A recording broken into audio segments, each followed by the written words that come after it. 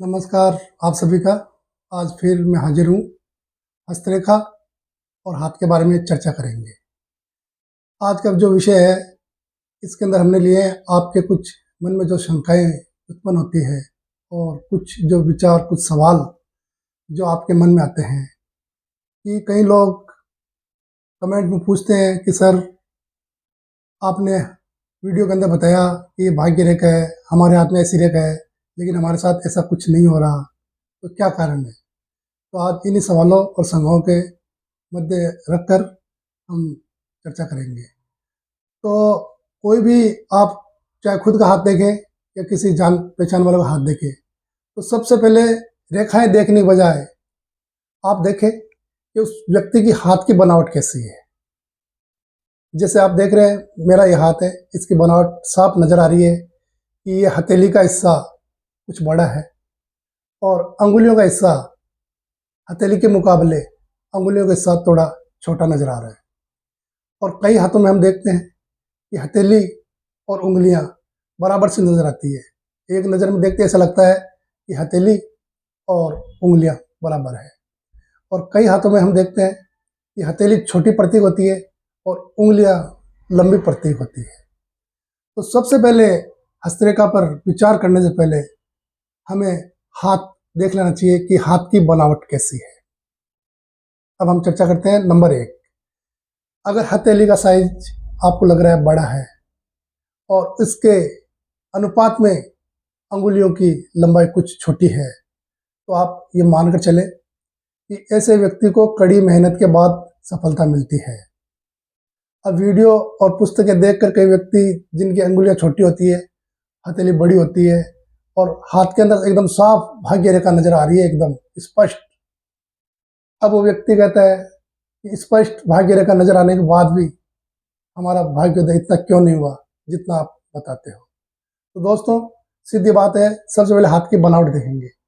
अगर आपके हाथ की बनावट बता रही है कि कड़ी मेहनत के बाद आपको सफलता मिलेगी, तो गारंटी इस बात की, चाहे कितनी अच्छी भाग्य रेखा हाथ में हो, सफलता तभी मिलेगी जब आप कड़ी मेहनत करोगे। अगर आप कड़ी मेहनत नहीं करोगे तो सफलता नहीं मिलेगी। अब दूसरी हम देखते हैं अंगुलियां और हथेली।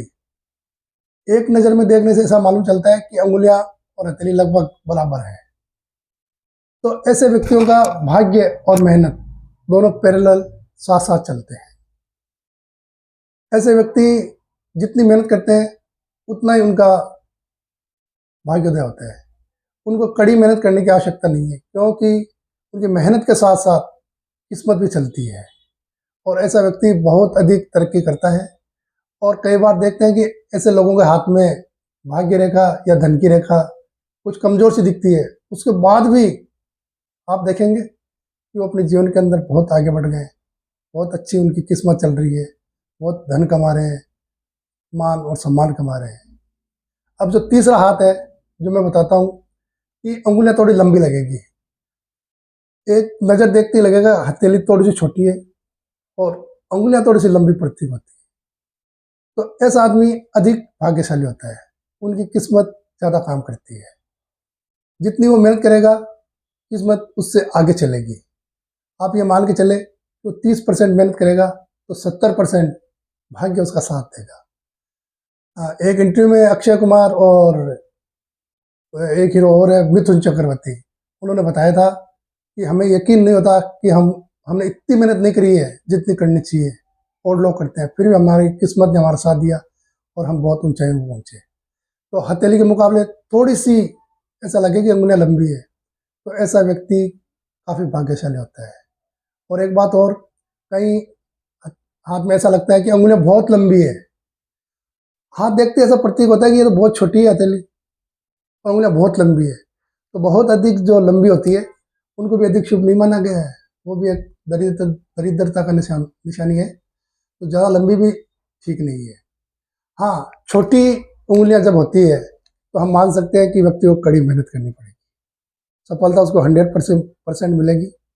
और छोटी उंगलियों वाले आदमी काफ़ी विश्वास पात्र होते हैं, ईमानदार होते हैं, हर किसी पे वो जल्दी विश्वास कर लेते हैं और जो भी फैसला होता है वो तुरंत निर्णय लेते हैं। जबकि लंबी उंगली वाले व्यक्ति काफ़ी सोचते हैं। आपसे दोस्ती करने से पहले वो 10 बार सोचेंगे, आपके बारे में जानेंगे, तब जाके आप पे विश्वास करेंगे, एकदम से विश्वास नहीं करते हैं। तो कहने का मतलब ये है कि जब भी आप हाथ की रेखाएं देखें, सबसे पहले हाथ की बनावट को जरूर देखें।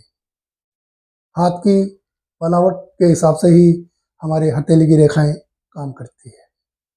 अगले विषय में फिर हाथ के ऊपर ही एक नया टॉपिक लेकर आएंगे। तब तक राधे राधे, जय श्री कृष्णा।